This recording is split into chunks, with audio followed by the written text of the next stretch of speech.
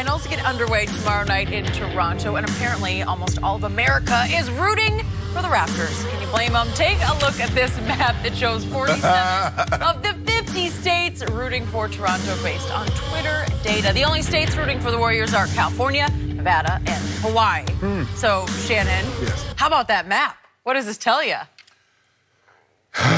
It's telling me what I already knew. If we saw this, Skip, with the in the Super Bowl, I think, if I'm not mistaken, only Massachusetts and Rhode Island was pulling for Patriots. I believe you're right. Skip, no one roots for Goliath. Goliath kicked David's ass, beat him down. And that's what you have here. And they hate the fact they were already very good. And Kevin Durant made them such an overwhelming favorite. And I get fans walking like, I just want somebody else to win. And that's you get that, Skip. Can somebody just, how many they won? Like three of the last four. Oh yeah, it's time for somebody else to win. They don't realize that's not how athletes think, Skip. There's a reason why the government try to regulate monopolies. You see, unless you're in the monopoly, you think it's bad. And so the government, that's why it broke up Standard Oil. That's why it broke up My Bell. The government's never going to let Microsoft and Google merge. That's not going to happen. They own the market. So they look at it like, go to state, you'll run 73 games, and then you go get the second best player in the NBA, and now y'all just running the league. It's not even fun. At least now people think Toronto has a chance. I don't think anybody would have been, even though they're overwhelming favorites still, Skip, but it might have been minus 600 had Kevin Durant played for the Raptors for you to make some money on betting on Golden State. So that's what it is, Skip. People are just tired of the same team of winning, and so there's like, you know what? I'm tired of Golden State. Let somebody else win now. I thought people loved Steph Curry, even outside the Bay Area. I thought they the do, world but they don't want loved to win Steph. anymore. No? He don't want enough. That's what they're saying. He's won enough? Yep. Okay, so let's step back and think about this. Golden State lost the best player on the planet to injury, and they also lost the second best center in the league to injury. He's maybe coming back, DeMarcus Cousins. Kevin might or might not, we don't know, but they both have been lost. And you would think that would create a little bit of national sympathy for the old Warriors, the 73-9 Warriors, that now are handicapped without two of their best players. And Iggy, we don't know the status of Iggy. We don't know. He has a strained Achilles, and it could bother him. It could flare. That's true. That's a good, and he's obviously a former Finals MVP. Correct. Yet the world is rooting for the Toronto Raptors. All of American states except those three. California, Nevada, and Hawaii. Hawaii. North. So all those red states over there, and they're not like political red states. Red. They're just red. They're Toronto red states. Yes. But Toronto is across in Canada, right? So they're all rooting for Canada, right? That just goes to show you, Skip, and it's North. But I'm saying we'd rather root for, because they're tired of Golden State winning, we'd rather root for Canada than somebody here. Okay. Again, I'm going to say this one more time because it's the truth.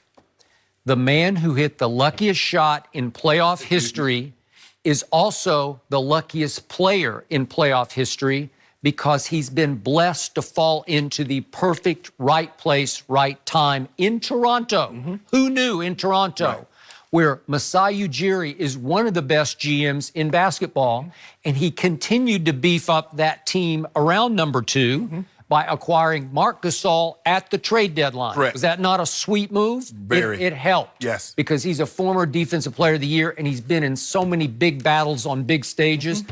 He knows how to play. He took, like, what was it, 2 shots the other day and 2 threes, and he made both of them? Skip, you remember that game they played against, he hit the game winner against your San Antonio Spurs one year. He sure did. No, he did. He knows how to do this at this level. He's not afraid of any of those moments. So all of a sudden, LeBron has gone west, which opened up the East, and all of a sudden, right on schedule, because a lot of this has to be meant to be. In fact, Golden State's first run past LeBron in, what was it, 2015. Remember, they kept playing teams that had just lost their point guard, Drew Holiday, and then we could just go right through the list, right? Everybody kept getting hurt all the way up to Kyrie and Kevin Love. And so it felt a little bit of an asterisk about you lucked into it. Well, in this case, I don't know what happened to Joel Embiid, but I love Joel Embiid, and you were with me. He was the best player in the East through the regular season. And then all of a sudden, he has 2 viruses. I don't know how you have 2 at once, but he's got 2, and he's got bulky knees. And I kept saying, does he have the knee flu? I don't know. But he was not himself. Correct. And it opened another door for number 2 to step through. And then here came Giannis, and you don't agree with this, but the point was he disappointed. He lived down to his reputation instead of living up to it, right? I thought he got exposed. He couldn't find a way through that big steel door in the middle of the lane to swoop to the hoop. Right. And all of a sudden, Milwaukee looked lost against number 2's team. And so here he goes. And that's why I keep telling you, it feels to me as a Spurs fan like crime pays, because he's benefiting from quitting on the Spurs, on the classiest organization in sports, to being in the catbird seat in Toronto. Right. How did you do that? Where did this come? Like, it's blowing my mind, and it's becoming my worst nightmare, because he is position A.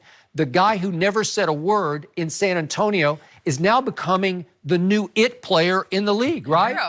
He's become a sympathetic figure, in part because I've been so hard on him, and I just can't let go of it. But that's not one reason. But number 2 is that he's the new hot thing, right? You go wrong. Right. So all of a sudden the world is saying, oh, we like him now. Because he looks good, he looks the part, and you don't like his cornrows, but it's pretty good. That's him. It's different. It's just like, when you see him on the court, oh, that's that guy. Right. So he has a style about him, even though he's just now starting to speak to the media for the first time ever.